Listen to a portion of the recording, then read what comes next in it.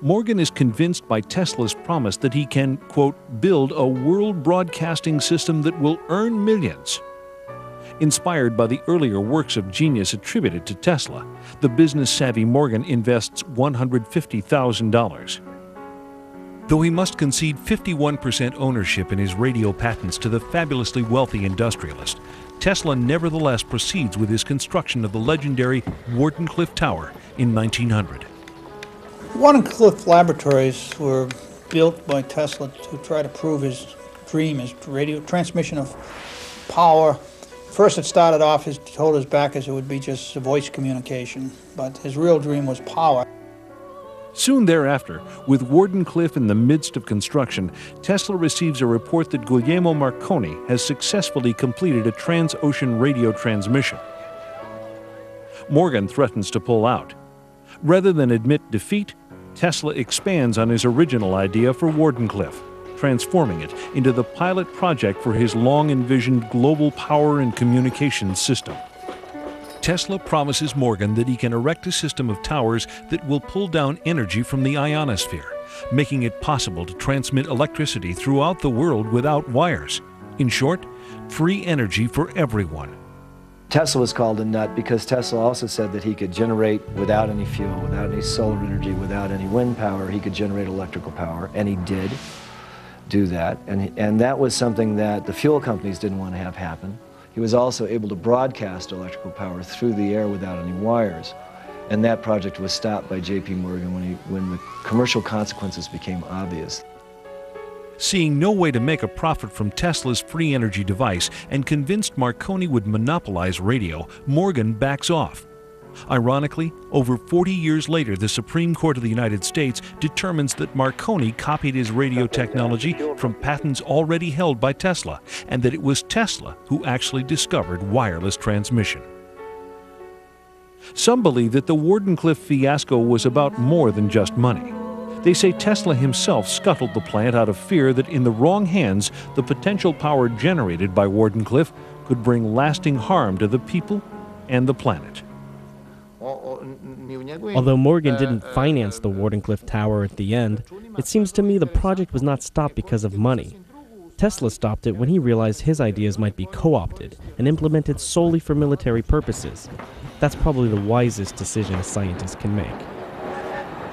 And Tesla reveals for the first time in an article published in the New York Times that Wardenclyffe could also be used as a weapon to take down airplanes. He managed to stop the catastrophe that would be attributed to him, because being able to free and target down 2 billion volts from the ionosphere is sufficient to burn any city on the planet. The effect is stronger than the atomic bomb.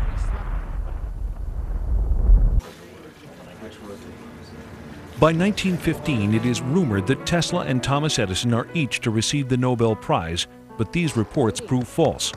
2 years later, Tesla is awarded the Edison Medal by the American Institute of Electrical Engineers. But any credibility this might afford him is undone by Tesla's extravagant boasts that Wardenclyffe can be used to modify the weather. They tore the tower down during the war because the military thought that was there for spy purposes. It took at least 3 or 4 charges of dynamite. It was so well built, they almost couldn't demolish it. But before it was completely dismembered, it was experimented with by someone who wanted to project scalar waves. All the birds, seagulls, and everything else left the area. There wasn't one within 20 miles. And the fishermen normally go out there and complain because there were no fish that they could catch within a radius of 10 or 15 miles while that station was operating. That's why you can get a manifestation of some animals acting strangely a day or hours before an earthquake. With his beloved tower in ruins, Tesla retreats into his laboratory and begins far more complex and dangerous experiments. On July 11, 1934, the New York Times reports that Nikola Tesla has developed a death ray. a particle beam weapon that can destroy 10,000 planes at a distance of 250 miles. Tesla claims that a plant for producing this device could be constructed in 3 months at a cost of $2 million.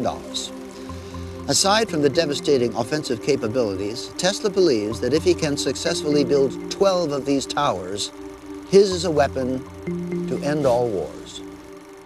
With only 12 such plants strategically placed around the United States, Tesla claims his teleforce can be used to keep the United States safe from all foes. With the world on the verge of World War II, the United States government takes an active interest in the Tesla death ray. Because he was a patriot, he offered this system to the United States government.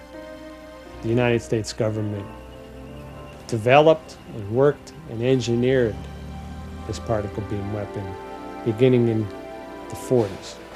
We don't know what the extent of the research was or where it went from there, but we do have declassified documents released under the Freedom of Information Act that demonstrate the U.S. government's extreme interest in Tesla's particle beam weapon.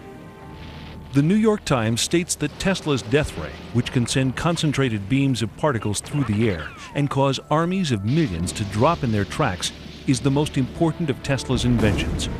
But in an unprecedented decision, Tesla makes the exploitation of his invention by any single government impossible. He distributes the plans in proprietary segments, like the pieces of a jigsaw puzzle. He gave it to the English, Canadian, American, and Russian governments so that they had to sit down together, to collaborate if they wanted to realize the whole invention. Under promise of anonymity, this Navy SEAL spoke about current capabilities. We do have particle beam weapons. I've used them. We did underwater tests off the coast of California. The capabilities are awesome. You can knock down a satellite, a ship, a plane, anything. In the global race for new technology, it appears that Tesla's death beam is not the only secret invention that supposedly disappears when he dies. On July 4th, 1976, the celebration of America's bicentennial, a strange new signal is monitored on ham radio frequencies. This high-pitched chattering is dubbed the woodpecker signal by the Central Intelligence Agency. They have no idea what it is, but they are able to triangulate its source to a Soviet transmitter in Latvia. The Soviets had experimented with creating artificial aurora. Not sure what their objective was, but I think it was probably designed to prove that you could project very low frequency energy over the horizon, over great distances, and cause certain effects. You can induce virtually any effect that a chemical can cause in a living system with an external, primarily extremely low frequency magnetic field. My personal feeling is that primarily I think it was designed to communicate with their submarines. On July 13, 1977, at 9:19 p.m., the woodpecker signal abruptly stops.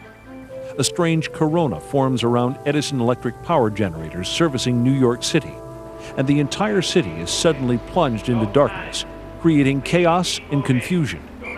The blackout is similar in its effects to Tesla's Colorado Springs experiment that overloads and sets ablaze the local electrical power plant. Things start to brown out. We started seeing very strange things happen to New Yorkers who went berserk. It was literally absolutely dangerous to be there in New York City. And was a headache for police and who knows, all the security people around. Was it Tesla's secret that electricity could alter the mental state of human beings?